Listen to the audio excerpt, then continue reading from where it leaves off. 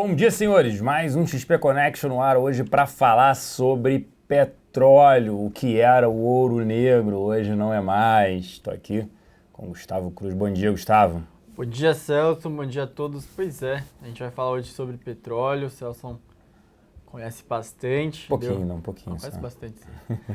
Eu acho que a gente até podia ter falado sobre carnaval, que movimenta bastante aqui no Brasil, né? A gente tá nas vésperas do carnaval. Não bebe. Tá calor, hein? Tá calor, consumo de cerveja. Pois é, acho que até daria um programa interessante a gente conversar sobre carnaval aqui, falar o quanto que movimenta pro Brasil o carnaval, né? Só porque vai pra Salvador amanhã de manhã. Aí é um mero detalhe. Mas a gente também vai conversar sobre petróleo, que acho que é um tema bem interessante e tem bastante coisa legal para mostrar para vocês. A gente vai preparar uma apresentação aqui com vários destaques. Eu vou falar um pouco, o Celso vai falar um pouco também. Então, mandem perguntas no chat, a gente vai responder dentro da apresentação o que vocês quiserem saber a mais e também de qualquer outro tema que a gente consiga ajudar vocês. É isso aí. Vamos começar a projeção. Todo mundo já disse que tá tudo certo? Tá tudo certo. Bom dia, moçada. Todo mundo aqui falando. Vamos lá. A gente começa com a apresentação. Certo, tá na tela já. Tira dúvidas em relação ao preço do barril, aqui que a gente acha. O pessoal perguntando qual a previsão de preço do barril. A gente não faz, mas... A gente vai mostrar aqui algumas coisas, né? Então, primeiro aqui a gente tem basicamente o gráfico do Brent, petróleo aqui, desde 88 até a cotação de hoje. A gente fechou hoje pela manhã esse gráfico. A gente vê, então, essa linha vermelha é a média de 88 até aqui, que dá mais ou menos 56 dólares o barril. E a gente vê, basicamente, que teve uma queda bem recente, final de desde 2013, né, para cá, uma queda que está cada vez mais acentuada. Já tinha uma discussão muito forte no final de 2014 para o começo de 2015, se já tinha atingido o mínimo, se ia estabilizar. E aí que veio o final do segundo semestre do ano passado e novamente a gente veio um movimento parecido, né? Com a diferença, deixar um pouquinho mais claro nesse gráfico aqui, agora já está separando do segundo semestre de 2014 até a data de ontem, de ontem. Então a gente vê que no segundo semestre de 2014 até fevereiro, a gente teve uma queda bem mais forte, de 56%, do que a gente teve agora no segundo semestre de 2015 para a data de ontem, 40%. Então isso significa que basicamente a queda do ano anterior foi mais forte, tem alguns efeitos mais fortes do que vai ter essa de agora. De qualquer forma, a queda de agora renovou as preocupações. Se ano passado a gente teve bastante debate sobre as condições da oferta de petróleo no mundo, as condições de demanda, esse ano a gente tem, elas se agravam conforme a gente vai mostrar, justamente porque o preço do petróleo a esse patamar deixa bem mais complicado, né, para alguns países produzirem petróleo. A gente tem um gráfico bem interessante mais para frente que a gente mostra exatamente o porquê no patamar atual é bem ruim do que aqui, acho que no ano passado, com toda aquela queda de 56%, ainda estava no patamar de 60 dólares, né? Então, ainda não era tão preocupante para alguns países quanto é hoje. Agora, passar aqui nesse gráfico, é do ano passado ainda, mas a gente deu uma olhada em outros gráficos desse ano. É que esse é mais simples de olhar, então não fiquem tão atentos à data, mas simplesmente o que a gente quer passar para vocês. Esse gráfico acho que passa bem mais fácil do que alguns outros que a gente olhou. Qual é o efeito dessa queda aqui é uma estimativa para cada queda de 10 dólares nas principais economias do mundo, tanto na parte do PIB, que é essa barra azul mais escura, tanto na parte da inflação ao consumidor, que é essa barra azul mais clara, né?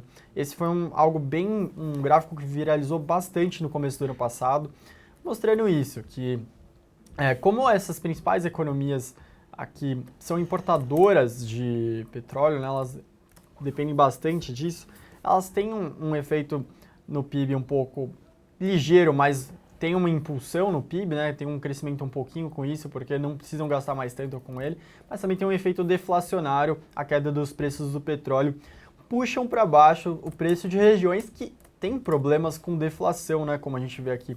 Estados Unidos, ou não com deflação, não chega a deflação, mas com inflação baixa. A gente tem desde o ano passado a discussão de inflação baixa, esse ano também, a gente já falou em vários programas aqui. Se tiverem dúvidas, a gente explica um pouquinho mais depois. Mas Isso é uma das principais preocupações. Então, a gente vê os bancos centrais. Aqui também tem da zona do euro, também tem um risco de uma deflaçãozinha com queda do preço do petróleo, Japão. Então a gente vê nos últimos meses os presidentes do Banco Central Europeu, o presidente do Banco do Japão, falando que estão dispostos a fazerem estímulos para estimular a economia, estimular a inflação. E aí o petróleo segue em queda e aumenta a preocupação, né, dos mercados, porque por mais que eles façam os esforços, vem o petróleo, cai mais ainda do que imaginavam e puxa para baixo de novo a inflação. Também nos Estados Unidos, mais forte ainda. E aí aumenta as preocupações de quanto a economia dos Estados Unidos está realmente recuperada. Agora entrando mais no porquê esse preço do petróleo está indo para patamares tão baixos, né, não tanto na consequência dele. A gente tem aqui, a gente separou duas coisas interessantes. Aqui também é desde 88, simplesmente para mostrar que a gente está num patamar bem mais elevado. Aqui a produção da OPEP, toda a produção de petróleo da OPEP, ela está no maior patamar desde 88. Desculpa. E mesmo com toda aquela queda, aquela discussão do ano passado, seguiu aumentando a produção sem dó. Então a gente quer deixar um recado quando vocês pensarem em OPEP. A OPEP não quer maximizar o lucro dela. Ela é uma maximizadora de receita. Então para ela não é interessante agora simplesmente segurar esses preços para aumentar o lucro dos seus membros. Ela quer realmente ganhar mercado e ela sentiu nos últimos anos uma entrada muito grande de concorrentes, a oferta aumentou muito, né? Tem um excesso bem grande, como a gente vê aqui nesse gráfico também, que é a oferta dos Estados Unidos. Olha a diferença como disparou de depois da crise de 2010 para cá, a produção do petróleo nos Estados Unidos. Toda aquela discussão do gás xisto está aqui. Então, um aumento muito grande na produção sem ser dos membros da OPEP também está ocorrendo no mundo. Aí eu vou até pular esse aqui. Aqui a gente tem as reservas de petróleo, né? As principais reservas. Então a gente tem a Arábia Saudita disparado como a principal reserva. Mas a gente também tem agora um destaque, né? A gente vai ver aqui o Canadá, a terceira maior reserva do mundo comprovada. O Canadá, o problema é que é de areias bituminosas, então é extremamente caro você explorar no Canadá. O que é mais interessante de olhar nesse gráfico é que basicamente está tudo no Oriente Médio, né? Isso. Você tem Arábia Saudita, Irã e Iraque. Kuwait, Árabes Unidos. Isso, Emirados Árabes Unidos. Né? Você tem ali, ainda tem Líbia ali, aí próximo. Catar. Então, quer dizer, quando você soma isso aí, né, você tem ali bem mais de 500, 600 bilhões de barris. O que é interessante nesse gráfico é o seguinte, a gente vai fazer uma conta, a gente vai passar por isso ainda ou não? Da conta da Arábia Saudita, número de reservas, dias, produção, não, né? Acho que não. O que é mais interessante, por que o preço é baixo também, quer dizer, baixo, por que o preço está num patamar baixo, não só por conta do dólar, o dólar ter se valorizado, desvaloriza também isso, porque é uma conta simples. Pode até jogar para cá, produção, por favor. É uma conta simples, né? Vamos lá. Produtor de sapato, eu gosto de fazer essa conta assim. Ele vende um par de sapatos a $1. Então, quando em 2014 você tinha um dólar a 2,30, 2,50, ele vendia $1 para sapato, 2,50 que ele vendia. Aí agora o dólar está R$4. Vamos lá, R$4, vai ter 4 e pouco, R$4.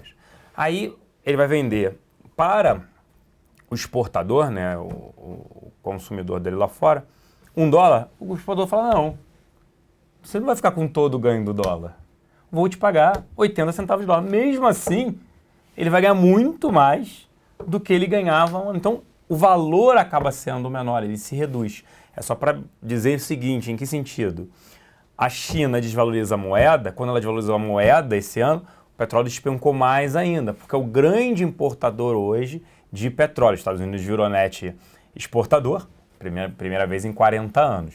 Então, a função, a moeda desvalorizando, ou seja, o dólar subindo para algumas economias, faz também uma pressão no preço do petróleo, porque senão a China teria que pagar mais yuans pelo mesmo barril. Então ela fala, não faz sentido. Eu acabo depreciando também essa commodity. A outra, pode voltar para lá, produção, por favor. A Arábia Saudita com 250 bilhões de barris de reserva, ela produz 10 milhões de barris por dia, com capacidade de 12 milhões de barris por dia. A gente fez um cálculo, se ela continue produzindo 10 milhões de barris por dia, a reserva dela dura 70 anos. Mas prazo curto de tempo, não. É extremamente ainda longo para a gente falar, ainda mais de 70 anos. E quem prestou atenção no COP21 no ano passado, né, ele falou assim, na reunião de meio ambiente, foi falado que o interessante era a utilização, né, cada vez menor de combustíveis fósseis, no caso gasolina. E depois a gente vai mostrar ali, né, a importância, o tamanho, né, um barril, o que ele se transforma. Um barril de petróleo se transforma em que, percentualmente falando? A gente vai mostrar que a gasolina é extremamente relevante. Então, se a gente está falando que daqui a 35 anos, 34 anos, o consumo de energia, porque o COP21 fala que em 2050 não quer a utilização de gasolina, a gente vai falar o seguinte: a Arábia Saudita, para ela, se o meu custo é de $3, que se dane. Se o petróleo está 40, 30 dólares, eu continuo fazendo dinheiro. Ah, mas ela está fazendo menos. Sim, mas se o petróleo, a utilização dele for cada vez menor para combustível, ela vai dizer, daqui a um momento não vale nem a pena, né, eu produzir petróleo. Então, os grandes produtores de petróleo, a Arábia Saudita, né, ali a OPEP, dentre outros, para eles, né, porque eles viram também que teve, com o preço do petróleo em baixa, ou em alta, você teve uma aceleração de investimentos em outras fontes de energia. E aí você teve xisto, muita gente investindo, a Alemanha investindo muito em energia fotovoltaica, né, a parte de energia solar, energia eólica. Esse slide aqui é o próximo, né? Isso, a gente mostra aqui o break-even, enquanto que essas principais reservas, elas são operacionáveis. Então a gente tem aqui logo à esquerda, conversando com o anterior, o quanto que a Arábia Saudita e a principal parte do Oriente Médio precisa que o preço de petróleo esteja nesse patamar para que seja interessante, que é em torno de 29 dólares para eles, é algo viável. Obviamente isso é uma média da região, então para a Arábia Saudita acho que é inclusive menor. E a gente tem o contraponto, né, que aqui é as areias do Canadá, que são 74 dólares para se tornarem viáveis. Então, a gente vê que o Canadá tem uma reserva realmente terceira maior do mundo, mas para ele nem sempre é interessante, porque para começar uma exploração lá, precisa que o preço esteja em 74 dólares o barril. Então, esse é um dos principais pontos, né? Como o Nelson falou, como o preço do petróleo subiu muito nos anos anteriores, a gente tem aqui o gráfico novamente, então ele ficou acima de 100 de 2003 muito tempo, né? Até 2014, tirando a parte da crise, ele ficou muito tempo. Então, é acima de 50 só na parte da crise que perdeu. Tudo se tornou viável, vale investir em qualquer coisa. Então, exatamente, a gente tirar olha combustível aqui, de cocô de cavalo, sei lá, de qualquer coisa valeu a pena explorar, né? Todos aqui pra frente estavam interessantes. Se estava acima de 100, olha para como tudo aqui parece interessante. Mas se a gente voltar novamente, a gente vê que a média histórica é de 56 e ficou muito tempo abaixo, o que aí sim inviabilizaria muitos projetos também. O que está mexendo bastante com o cenário futuro do preço do barril de petróleo. Aí aqui eu vou passar para o Celso novamente, porque a gente tem esse gráfico, Celso, do quanto que o barril de petróleo vai para cada segmento. Não, é o que a gente estava falando no início, né? Ou seja, um barril de petróleo se transforma, 47% vira gasolina. Gasolina é extremamente relevante, está falando em quase 50%. Porque todo mundo fala assim, não vai substituir o petróleo para se fazer plástico, para petroquímico. É ali embaixo, outros produtos, né? 7,6%. Polipropileno, polietileno, toda a parte plástica, as garrafas, tecido. Tudo bem, mas se a gente somar combustível de aviação, que ainda não tem, ninguém vai voar num avião elétrico, né? Uma coisa que vai ser discutido muito mais lá na frente, não é agora. Combustível, essa parte toda, né, para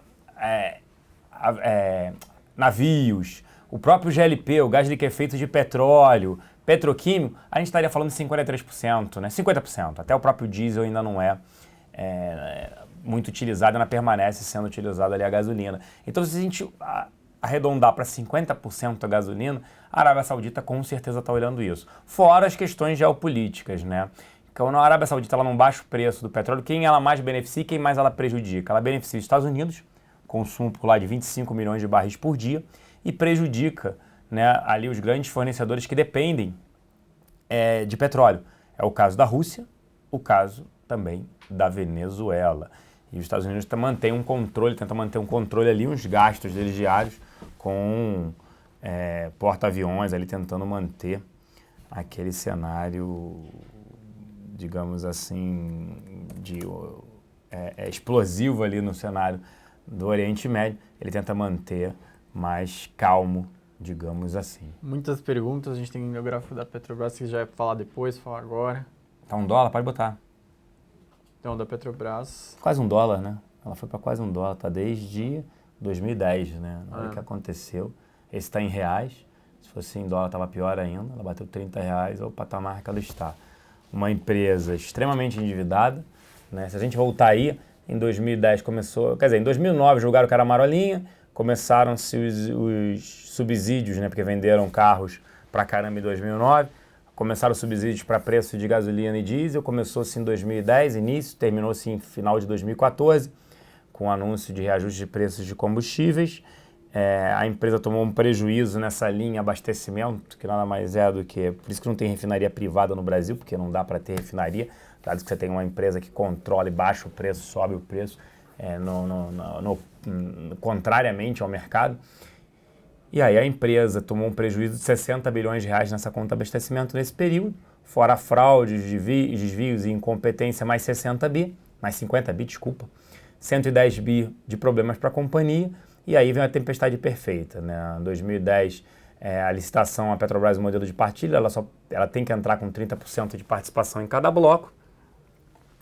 O petróleo naquele momento estava num patamar extremamente elevado, valia a pena.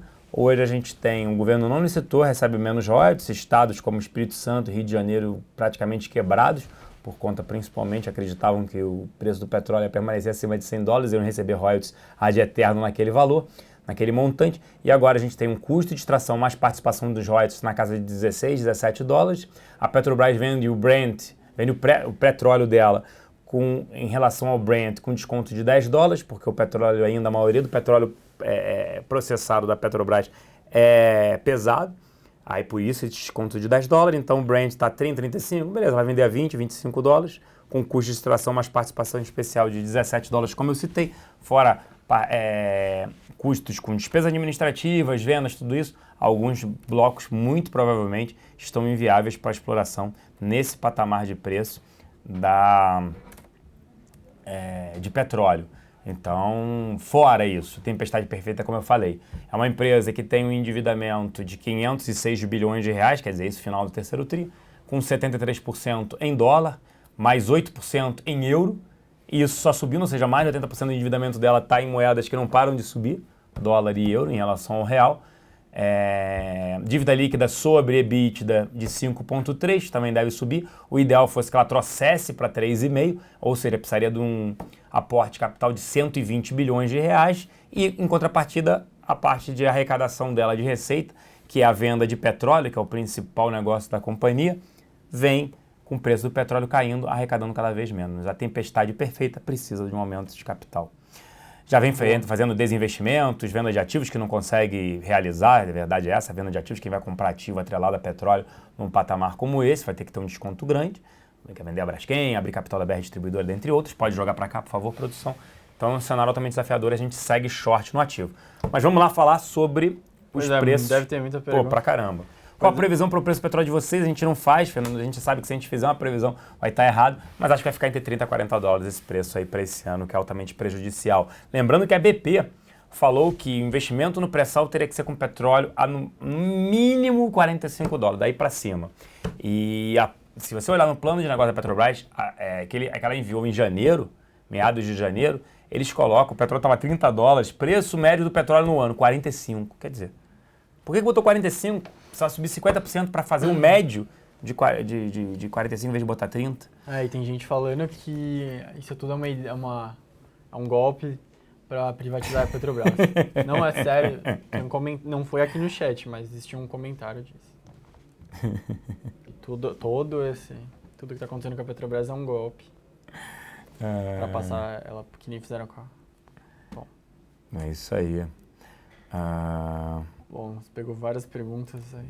Peguei, vamos lá. Eu vou responder algumas aqui pela ordem, a gente volta para petróleo, sai, volta, tal, não tem problema.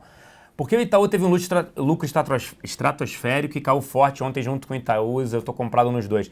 Henrique, a gente até explicou isso ontem, na reunião matinal também, tá no nosso relatório. Quem é cliente tem acesso no XPI, né, xpinvestimentos.com.br. Simples, ela divulgou um resultado acima do esperado, só que isso é retrovisor, o mercado já olhando, né, que isso é passado e daqui para frente. Ela deu um guidance, estava até ouvindo agora o conference call da companhia, do banco, e o guidance ele aumenta a inadimplência, né, a PDD, a provisão para devedores duvidosos, o guidance para 2015 era entre 15 a 18 bi, veio 18 bi e 100. Esse ano eles botaram um guidance entre 21 e 25 bilhões, ou seja, teve uma elevação na probabilidade de aumento da PDD, da provisão para devedores duvidosos. O mercado não gostou disso, né, e aí bateu no ativo com receio de inadimplência maior esse ano. A gente até está a gente está falando que vale a pena ter Itaú, que vale a pena aumentar a exposição, porque mesmo nesse cenário, Itaú negociou um múltiplo baixo. E eu acho particularmente que eles vão surpreender positivamente, que eles jogam um guidance mais negativo para mostrar até para o governo, que o governo está batendo, vários ali, aliados do governo estão batendo, dizendo que tem que pagar mais imposto, bancos, isso, por conta dos lucros recordes. O que os bancos vão fazer? Olha, o resultado vai ser difícil, complicado, e tende a surpreender positivamente, sigo otimista com Itaú. Vocês acham que a Rússia vai forçar a OPEP e outros produtores a conjuntamente reduzir a oferta de petróleo? Não tem como, SMP. Agora, Irã entrando, mas a Arábia Saudita, por tudo que a gente explicou, não tem como fazer isso. Tanto é que eles chamaram a reunião de emergência, a Venezuela pediu e Rússia, e a Arábia falou, não quero falar sobre isso agora. Eles estão culpando os produtores dos Estados Unidos que entraram sem poder se sustentar, né? Eles acham que o excesso de oferta não é culpa deles e é culpa dos Estados Unidos e do Canadá. Sim. Palavras deles. Claro. Vamos lá. Pessoal, CDS Brasil, como anda? Você viu como é que tava? Hoje eu não vi. Então depois a gente tenta pegar aqui. O Demen aqui, vou repetir a pergunta de ontem. Como a Moody's deve rebaixar o Brasil, que é praticamente certo, e o Brasil torna-se um país totalmente especulativo, com o governo precisando de dinheiro e buscando aumentar impostos. Eles poderiam retirar o limite da Bolsa, já que eles não estão nem aí para os investidores, para os estrangeiros, já que a nossa Bolsa está barata, e assim poderia atrair investidores para o país. Primeiro, Demen, não acho que a Bolsa esteja barata. Isso a gente vem reportando em relatórios. O preço sobre lucro está 9,5, 9,3 vezes. Para mim não é barato, o médio é 10,7. Então, tá pouco upside ali para a Bolsa. Obviamente, agora está começando a ter alguns ativos extremamente baratos. Então, não acho que isso, abrir ou não para estrangeiros, essa mudança vai fazer efeito, e sim uma percepção de país. Olha o Macri, olha a diferença para a Argentina. O Macri só com a entrada dele e anúncio de algumas medidas já mudou bastante, conseguiu 20 bilhões de dólares de investimentos. Aqui, pelo contrário, o gringo ainda está fugindo daqui. Apesar que a gente está tendo fluxo diário de basquete de compra de estrangeiro, principalmente Cielo e setor financeiro, que a gente vem falando sobre isso. O Schirmer aqui falando, ouvi um famoso comentarista de TV afirmar que já é possível considerar o petróleo como uma matriz energética ultrapassada. E essa é uma das causas da queda do petróleo. Dentre outras que a gente citou assim. Essa é uma das causas do grande, né? Não momentâneas, mas também o excesso de oferta e a demanda caindo também. Porque uma atrás da outra. Energias renováveis, tudo isso ajuda também. Aliás, o contrário é o que pode justificar uma possível alta no final do ano, porque a demanda ainda continua subindo um pouco, marginalmente, mesmo com um processo que aí é mais longo prazo da troca para energia renovável, tudo isso. Você concorda com isso? Sim, parte sim. Se sim, quando acham que isso realmente impacta... quanto acham que isso impacta realmente no todo, né? Porque a gente falou, até que a gente citou na apresentação. Qual a relevância do petróleo WTI no preço mundial? O mercado acompanha o Brent. O WTI é Texas, Estados Unidos, o Brent é Europa. Só isso. Petrobras deixando o monopólio, como ficaria... Não tem monopólio, ela tem 30% de cada bloco. Como não seria melhor para a empresa? Helder, a empresa precisa de aumento de capital, não tem muita saída. Então, você vai comprar um ativo que tem aumento de capital. Olha o Bradesco, só dele ter cancelado um aumento de capital, de subscrição de 3 bilhões de reais, muito menor, o ativo voou hoje, estava voando muito com esse cenário. Não vejo por que comprar Petrobras. Eu falar, melhora. Melhora, mas ela não pode, o governo não pode licitar nada porque a Petrobras não tem dinheiro. Então ela tem esse problema ainda, e fora o preço do petróleo embaixo. Com o cenário de preços baixos do petróleo, o pré-sal no Brasil está sepultado temporariamente. A empresa ela não abre qual é o custo do pré-sal, mas com certeza é um custo mais elevado do que outros blocos, principalmente por serem águas ultra profundas. Eles têm uma estimativa aqui, né, você pode botar aí de $43, o que seria águas ultra profundas. Obviamente que essa é uma estimativa que já tem algum tempinho. Pode botar na tela, por favor, produção. Até maior, 57. Não tá aqui, não? Não, 57. Não, a Deep Water... tá. Tem essa aqui, 53. Ultra Deep Water, é maior, eu falei 43. 53 a 57. Vamos pegar uma média ali, $55, né, o barril. E por isso que a BP falou que seria $45. Óbvio que isso aí é uma previsão. Hoje o que está acontecendo, pode jogar para cá, por favor, produção. Hoje o que está acontecendo é como vários blocos ficam inviáveis no mundo, as areias bituminosas no Canadá, vários ativos, por exemplo, a gente checa semanalmente ali fechamento de 5 plataformas no Golfo pelos Estados Unidos, Golfo do México. Por quê? Aí eles falam, olha, não está viável, a gente desliga a plataforma, não tem problema nenhum. Xisto, né? Várias regiões de xisto estão sofrendo muito nos Estados Unidos. Sim. E aí o aluguel de equipamentos para petróleo, sondas, perfuração, plataformas, ele vai caindo. Então o custo diminui nesse sentido. Então, você falar que é $55, não vale a pena exploração, não. Tem alguns blocos que vale a pena até pelo custo diminuído de aluguel de sondas, dentre outros. Está sobrando sonda no mundo, está sobrando navio nesse sentido no mundo. Então o custo se reduziu, mas é uma discussão. A Petrobras não abre qual é o custo dela, ela fala que o custo de tração é de $9, mas é o médio dela. Então eu diria que o pré-sal pode estar chegando sim a uns $20 pelo menos. Se a OPEP estaria praticando dumping, né, ela é um órgão ali, tem um controle de preços. Agora, os seus principais países fornecedores não querem reduzir. Né? Gustavo, será que teremos uma inflação talvez muito próxima que atingiu a Argentina ou Venezuela? Por que digo isso? Estou fazendo uma conta de orelhada, como dizem por aí. A orientação do governo é dar crédito fácil aos brasileiros sem levar em consideração as consequências. A proposta de liberação do FGTS é um exemplo.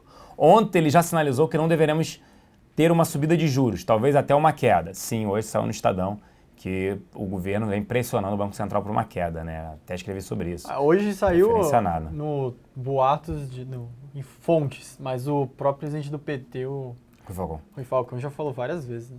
Então... somada à crença inexplicável de que para o governo basta estimular o consumo e que a economia melhora. A famosa matriz econômica. Então, a pergunta é, se a gente acha chega que na inflação Argentina e Venezuela...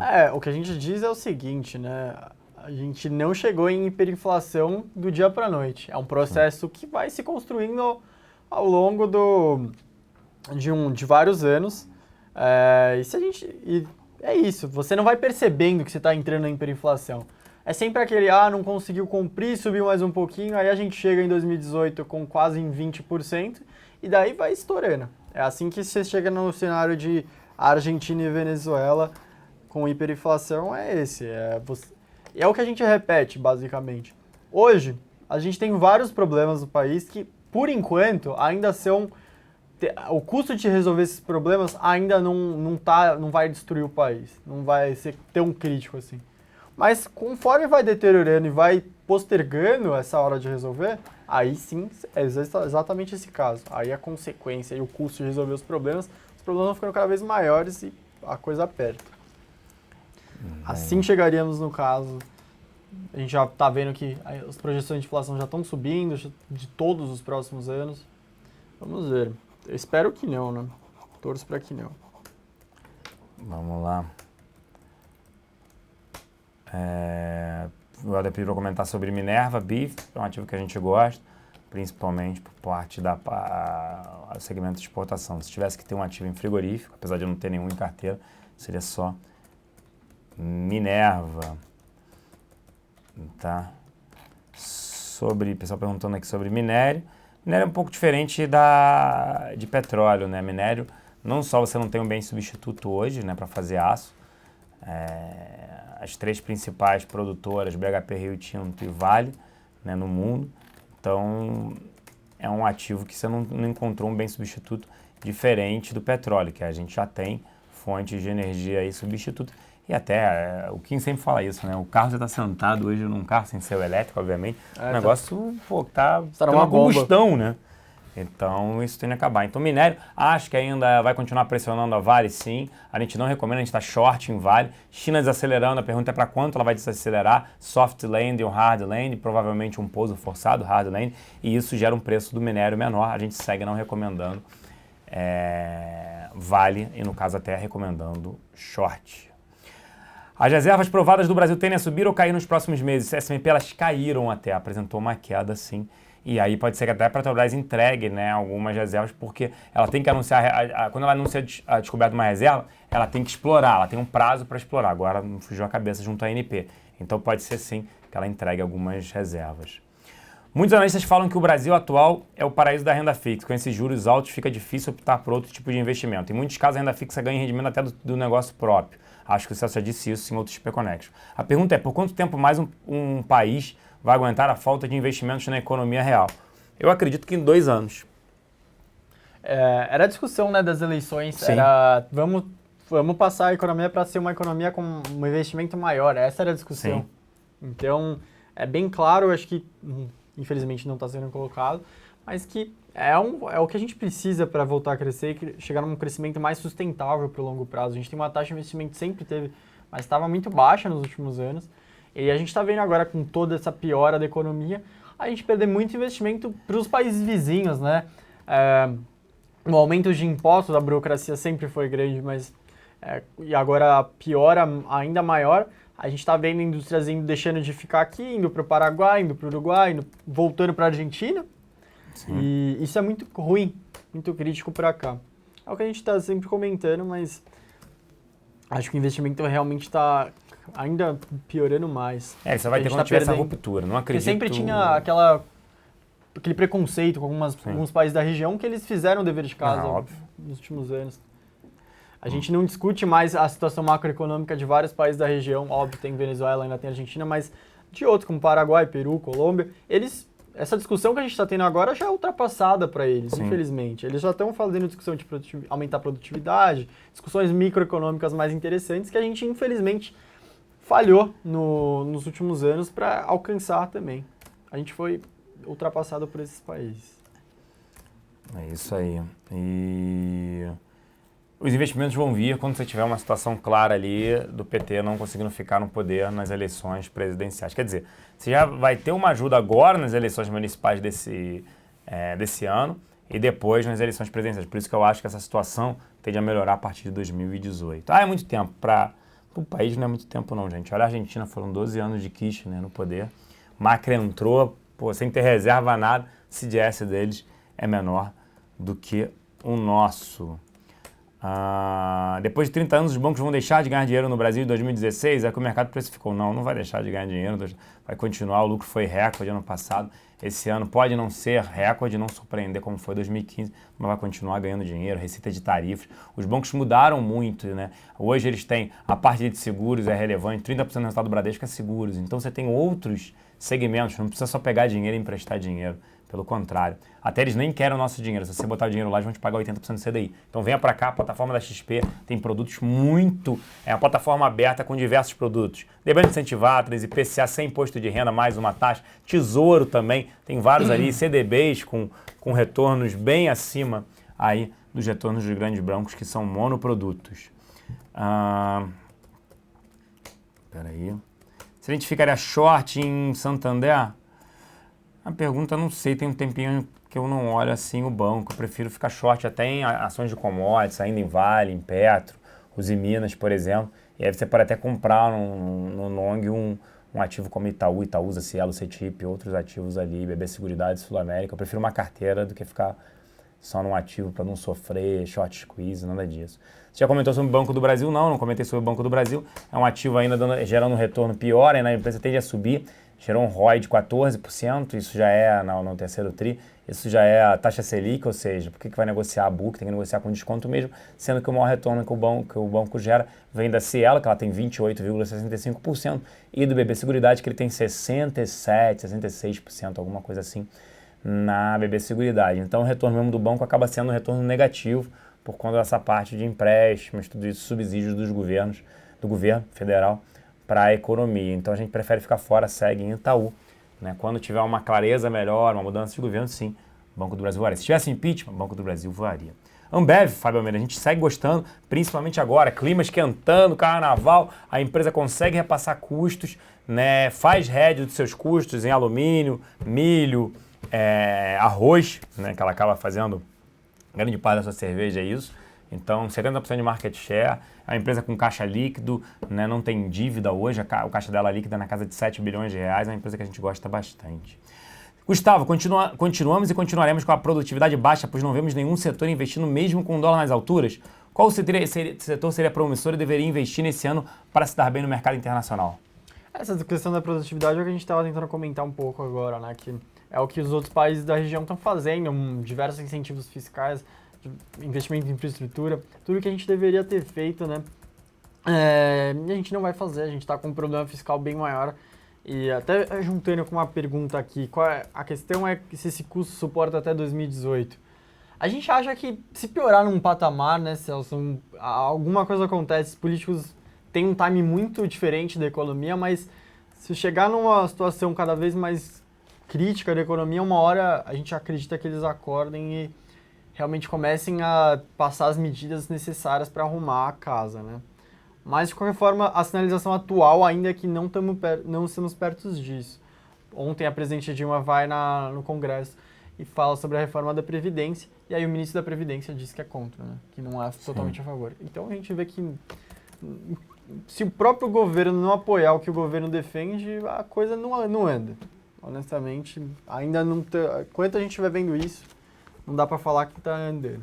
Setor que subiria um agronegócio, pecuária, seria exportador de soja, milho, parte de carne também. Mas a gente está até perdendo agronegócio para os vizinhos. Infelizmente, essa também é... Mas é que seriam que teriam um crescimento, seriam esses. Inacreditavelmente, até isso. Na Alencar, sobre Natura e Marco Polo, a gente não recomenda nenhuma das duas, mesmo para longo prazo. Marco Polo passando por uma situação extremamente difícil, não vê renovação de frota no Brasil, não faz sentido, ainda mais com essa inflação, com incertezas regulatórias para repassar aumento de tarifa, então não recomendo Marco Polo. Natura também, as vendas vêm caindo, principalmente, né, por esse cenário desafiador no mercado doméstico, se beneficia lá fora, da sua exposição lá fora por conta do dólar, mas a gente segue também não recomendando, vem perdendo market share e vendas pela primeira vez aí nos últimos anos caindo no setor de cosméticos. Sobre dívida da Petrobras, sim, é 506 bilhões de reais, representa 9,3% do PIB, está falando short money, isso não aumentaria ainda mais a insegurança de eventuais financiadores da companhia, sim, por isso que eu acho que quem mais vai ajudar a companhia, BNDES, Caixa e Banco do Brasil, ou seja, o governo, por isso precisa de aumento de capital.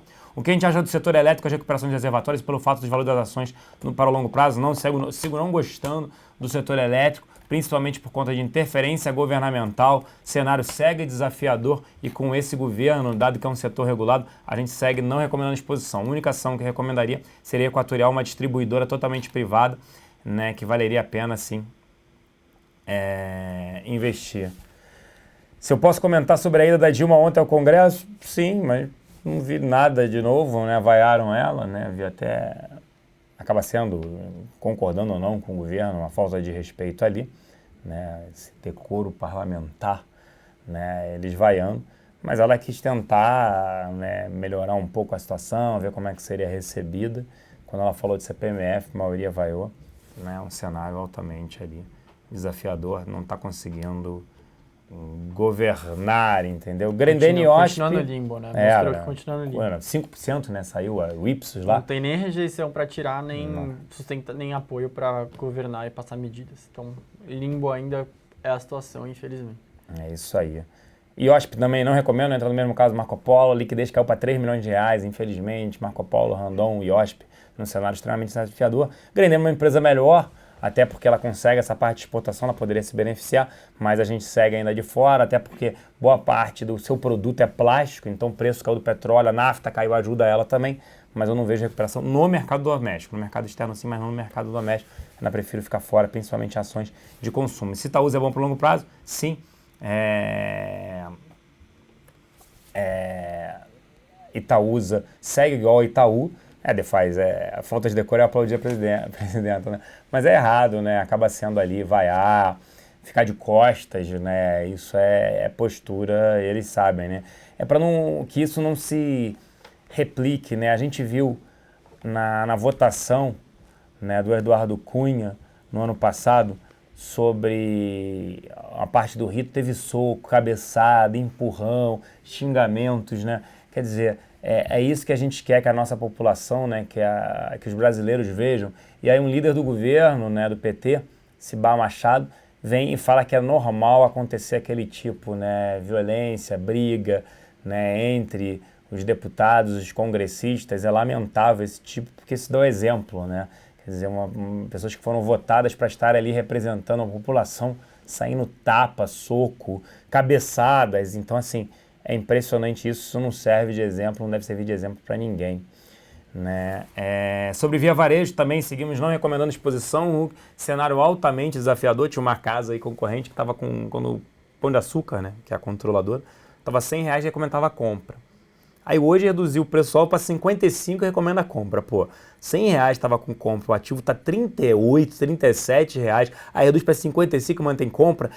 Todo mundo lembra que a 97 reais a gente quis shortear, não tinha o ativo, quem nos acompanha, não tinha o ativo para ficar short, né? Não tinha ativo disponível em BTC para aluguel. Infelizmente, senão a gente tinha ficado short até agora. Via Varejo entra no mesmo caso, as vendas estão desacelerando, vem fechando loja, demitiu 11 mil profissionais, colaboradores no final do terceiro TRI, foram 6 mil no terceiro TRI, no ano passado demitiu 11, C&A está fechando loja, a gente teve reuniões com várias empresas dessas, shopping center. Quer dizer, o cenário para o varejo é extremamente desafiador.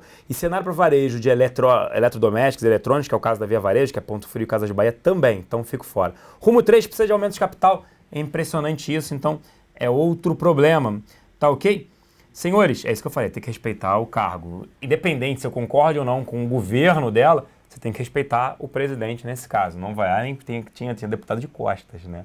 A gente tem o nosso consultor político aqui, ele volta para Brasília sábado, ele falou, gente, não pode ficar de costas quando a presidente está falando. E eu tinha um cara de terno cinza de costas, né? A gente, cara, não pode ficar, ele assim, ele tava abismado, pô, não pode, né? Isso é falta de postura e, poxa, a gente não pode demonstrar isso, né? Não é porque um lado faz que você tem que repetir, né? Senão a gente vai viver em guerra o tempo inteiro.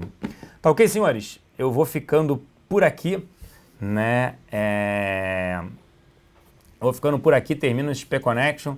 Eu volto amanhã, né, na reunião matinal. O Gustavo agora só volta quarta-feira de cinzas, vai para o Carnaval em Salvador, vai aproveitar lá. Então estarei por aqui na reunião matinal, na Batalha do Século amanhã, com Rafael Figueiredo, na reunião matinal de sexta e também no XP Connection, provavelmente sozinho ou com Danilo Zanini, aqui na sexta-feira.